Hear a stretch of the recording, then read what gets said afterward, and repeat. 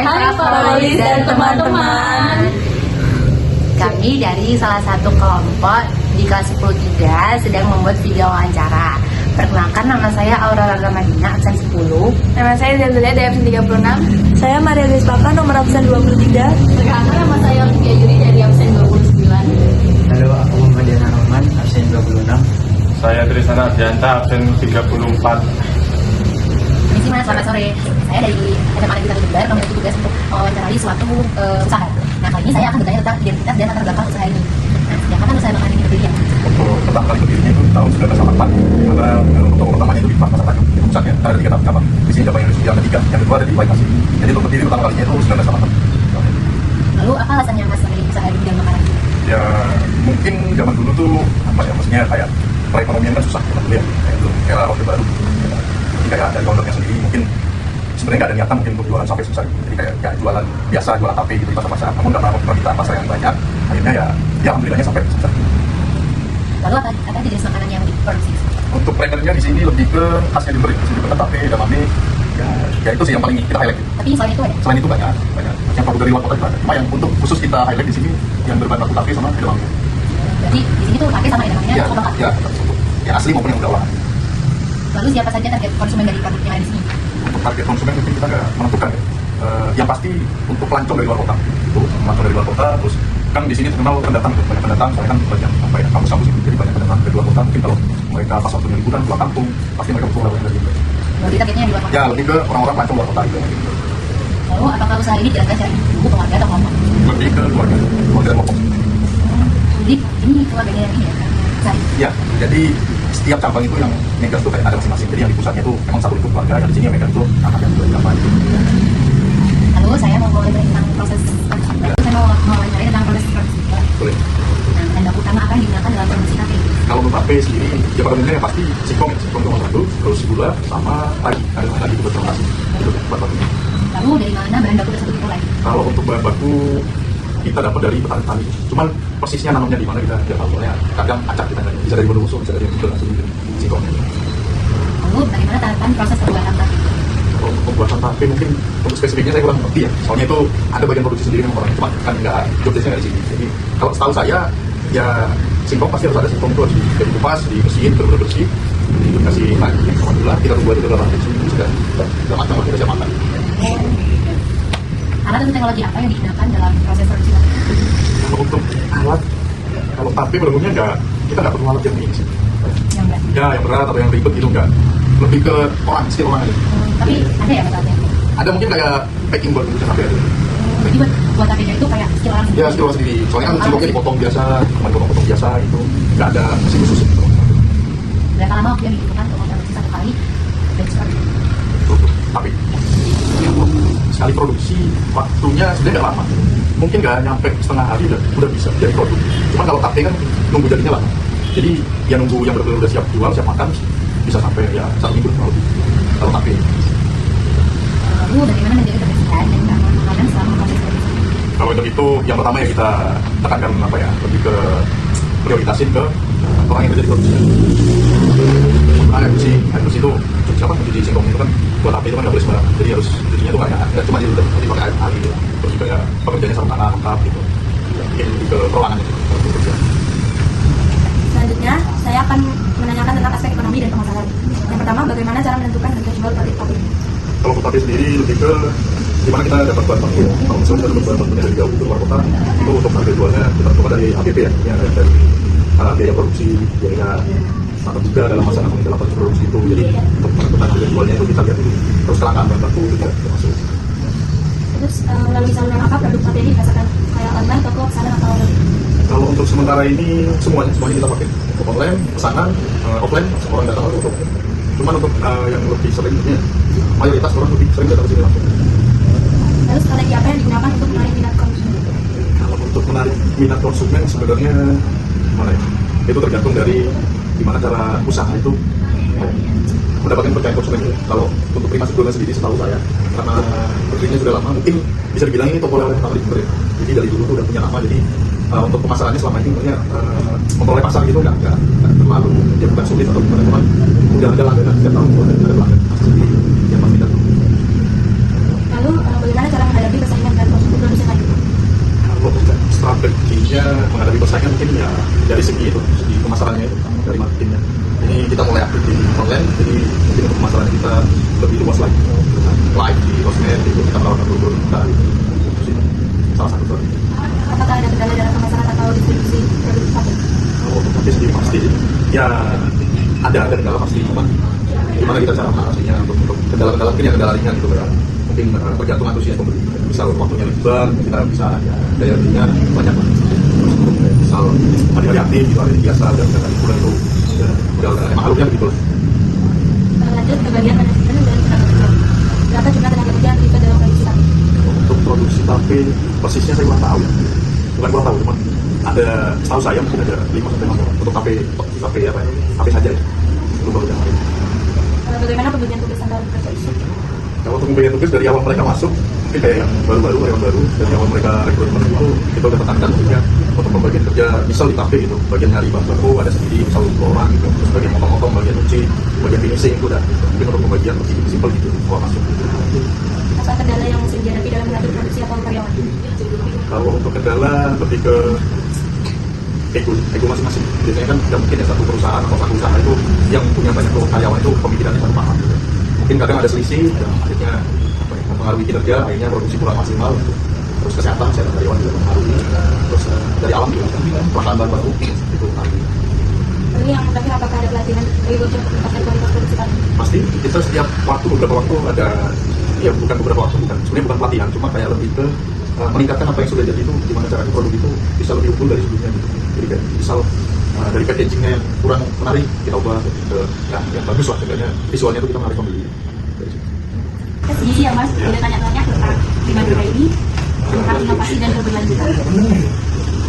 Yang pertama, apakah pernah melakukan inovasi dalam resep ataupun kemasan ataupun juga promosi? Pasti pernah. Kita dari tahunnya ada inovasi untuk kemasan, khususnya untuk kemasan. Jadi ya semakin berkembangnya zaman tentunya kita juga semakin inginnya untuk meningkatkan daya jual, daya beli. Jadi untuk kemasan itu mungkin sebagai visual gimana sudut pandang pembeli itu melihat itu jadi tertarik gitu sih.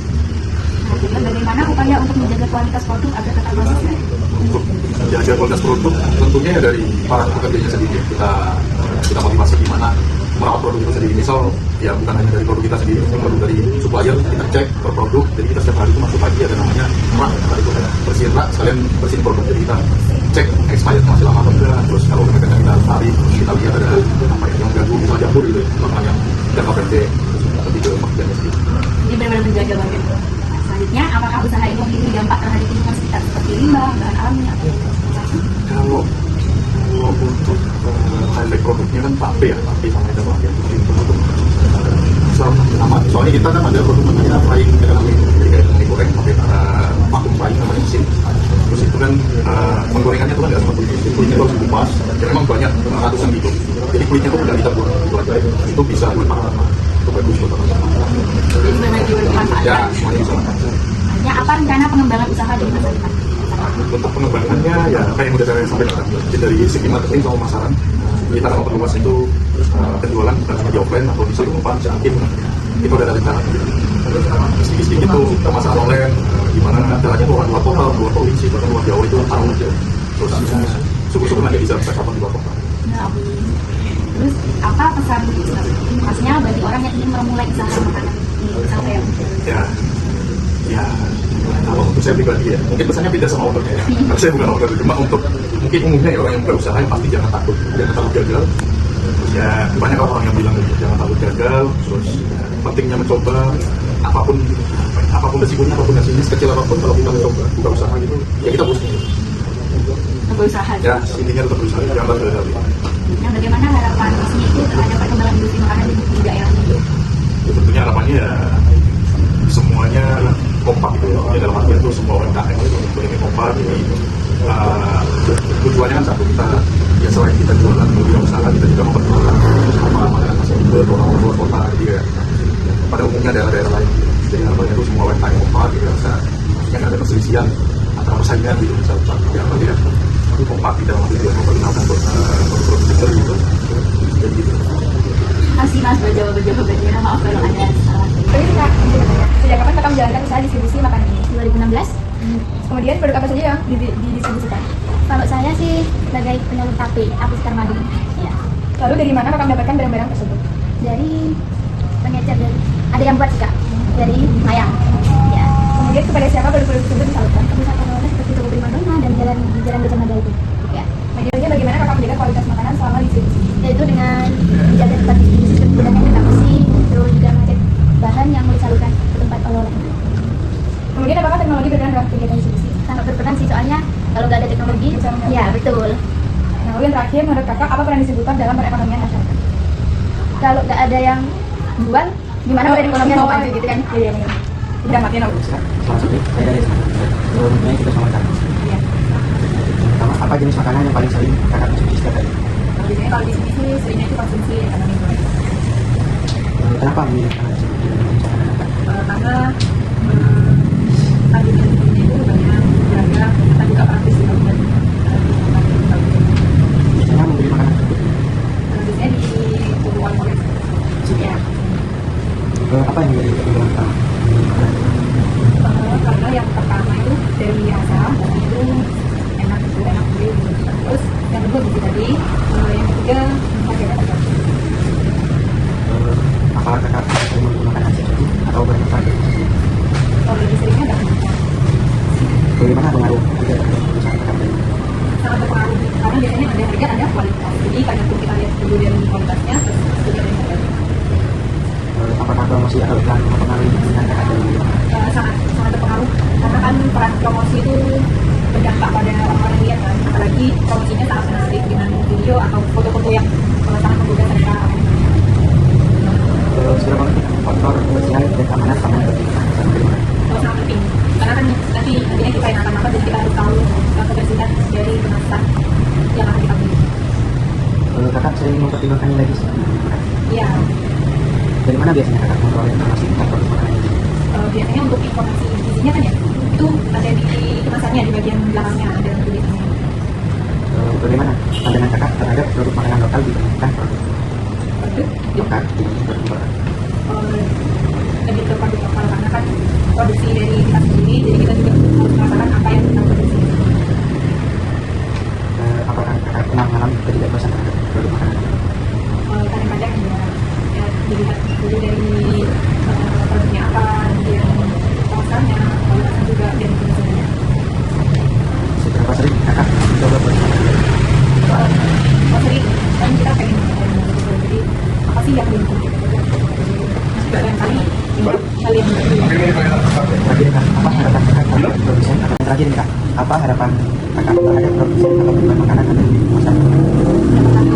kepentingan dari produk yang akan diperjualbelikan, kemudian dipertimbangkan lagi mengenai cara orangnya, serta kejujuran dalam Iya. Permisi kak, saya dari SMA Negeri 1 Jember izin mewawancarai kakak tentang produk yang ada jual. Pertama yaitu pertanyaan saya, bagaimana perkembangan permintaan tape Jember, stabil, naik atau musiman?